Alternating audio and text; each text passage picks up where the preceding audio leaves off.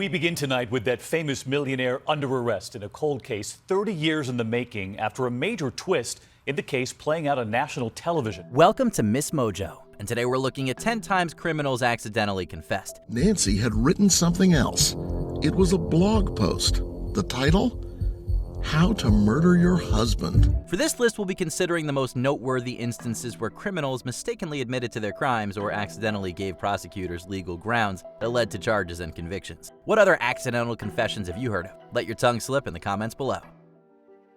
David Youngerman. In Kansas City tonight, an arrest in the mysterious murder of personal injury attorney Tom Pickert. Kansas City, Missouri attorney Tom Pickert was fatally shot in front of his home on October 25, 2017. Pickert had recently helped his client win a $5.75 million civil settlement against millionaire businessman David Youngerman. While Youngerman's van was spotted by witnesses at the scene, he denied any involvement in Pickert's murder. However, when police searched his house, they found some incriminating evidence, including a digital audio tape containing what appeared to be a confession. Apparently unaware that he was being recorded, Youngerman allegedly admitted to being responsible for Pickert's death. Saying in part, people know that I murdered that son of an expletive. This recording helped prosecutors secure a conviction of first-degree murder and armed criminal action. As to count one, we the jury find the defendant, David Youngerman, guilty of murder in the first degree. William Corzon. Police surrounded the home at the end of this lane off Barcroft Road in Lower Windsor Township this morning, taking into custody a 76-year-old man. For nearly 40 years, the whereabouts of Gloria Corzon remained unknown.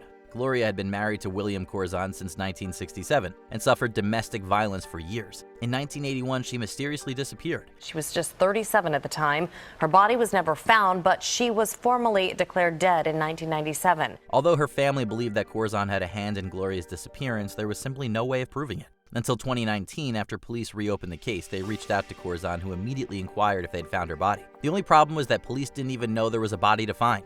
By all indications, Gloria was still presumed missing. As a result, Corzon was charged with criminal homicide. He eventually pleaded guilty to manslaughter and was sentenced to 7.5 to 15 years in prison. Unfortunately, as lives have been lost along the way, victims like Gloria helped pave the way for abusers to be punished properly and saved countless other lives. Aaron Burrell. It could be a scene from a movie. Criminals calling the cops on themselves by accident. It's rather unusual for a 911 call to be made not by the victim of a crime, but by the perpetrator.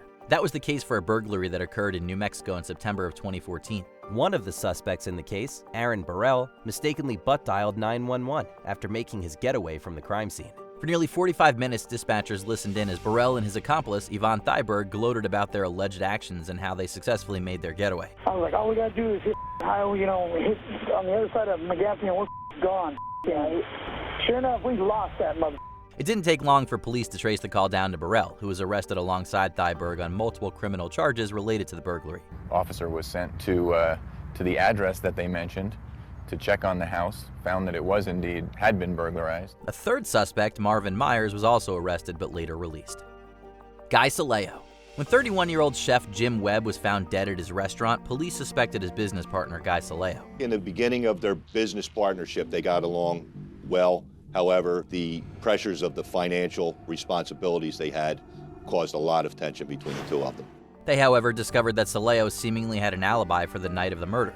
Webb had been shot in the back of his head, but the manner of his death was withheld from the public. So it made police all the more suspicious when Saleo, while consoling Webb's wife, asked her who would want to shoot Jim. Upon further investigation, Saleo's alibi quickly fell through, and authorities found out that he and Webb had both taken out $650,000 life insurance policies on each other. Those policies had one purpose, which is that if one partner died, that the other one would be able to meet the debt load of the restaurant. In 2001, Saleo was charged with Webb's murder and received a life sentence upon conviction. When they read that verdict, it was the best thing I ever heard. Ivan Milat. The most feared predator in Australian criminal history. Regarded as one of the worst serial killers in Australia's history, Ivan Milat was responsible for the deaths of at least 7 people between 1989 and 1992. During his trial in 1996, Milat was said to have exuded an air of confidence unusual for a criminal with a mountain of damning evidence against him. That confidence seems to have contributed to his downfall. While being questioned about a glove used to commit the crimes, Milat first responded with, "I wore no," before realizing his mistake and stopping. From my point of view, it was an admission, and quite frankly, the way he said it and expressed it aggressively, it was a accurate admission. He then proceeded to deny ever seeing the glove. Prosecutors took advantage of Malat's slip-up and were eventually able to convince the jury that he was, in fact, the backpacker murderer. You're saying the happiest day of your life will be when your brother dies? I think his demise would be greatly appreciated by me, yeah. For the damage he's done, not to me, to all those people out there. Aryan Circle members. On July 1st, 2016, Clifton Hallmark, an Aryan Circle member, was shot and killed by one of his associates, Jeremy Jordan, at a pre-Independence Day party. Instead of reporting the crime, the group recruited Hallmark's wife and another woman to take his body to a local gas station and stage his death as the result of a robbery. But when the women called 911, they discussed the details of their intended cover-up, while dispatchers listened. In addition, surveillance footage from the gas station showed that no robbery had taken place. That was all police needed to arrest Jordan on charges related to the murder. 7 other Circle members, including the 2 bumbling women, were charged with accessory after the fact. Merle Mackey. Reality shows often get a bad rep for their exploitative and sometimes unpleasant nature. But in this case, one reality show helped crack a decades-old murder case. Back in 1981, Evelyn Laverne Mackey vanished from the Florida home she shared with her daughter and her husband, Merle Mackey. Hey, when is Mom coming home? Have you heard from her? And Merle asked me, what would you say if I told you your mom wasn't coming home? The mystery behind her disappearance remained unsolved until 2015, when the reality show Cold Justice took investigators to interview Merle Mackey one more time. After being grilled for hours, Mackey initially claimed that Laverne's death was an accident. But when he began going into detail, he inadvertently revealed that the incident had been premeditated. It's colossal. It's an explosion in my brain that he's talking. He's taking ownership to being there at the time of her death. Something he's never done. Mackey eventually pleaded guilty to second-degree murder and received a 10-year prison sentence. I believe that Merle Mackey killed Laverne just for the money in a bank account. He could care less about her being a person, a human being. Anthony Garcia thought that it would be a great idea to tattoo a crime scene on his chest. While some fictional criminals get tattoos of prison blueprints to help them escape, some of their real-life counterparts, ink work, have landed them behind bars. In 2008, Anthony Garcia had his mugshot taken after he was arrested at a routine traffic stop. When police took a second look at the picture, they were struck by the distinctive tattoo across his chest. Turns out the elaborate design was actually a vivid recreation of a 2004 murder carried out by Garcia. He looked at this gentleman's tattoo and realized, oh my God, this is the crime scene from that liquor store slaying.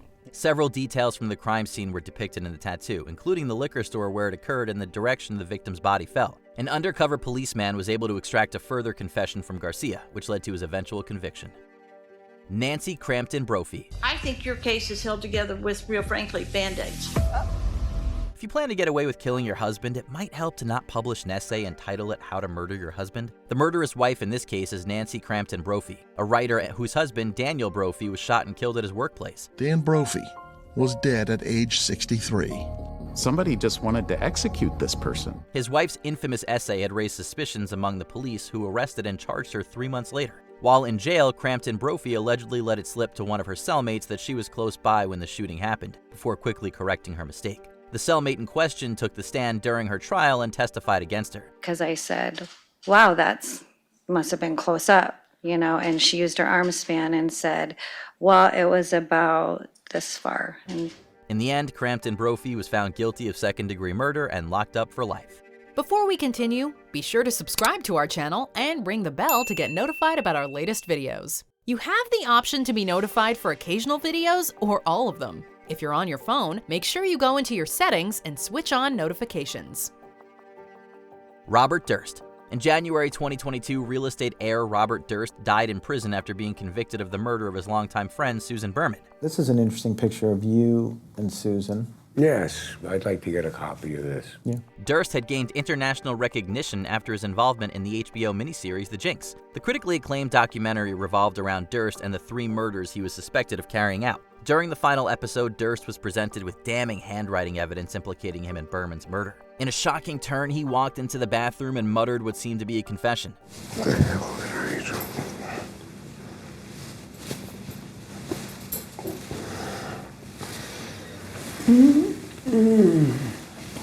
Kill them all, of course. Although it was later revealed that the clip was edited by the filmmakers, Durst was arrested and charged with the crime, in part due to the evidence presented in the series. Durst under arrest in that orange jumpsuit, entering court, about to be extradited, charged with murder.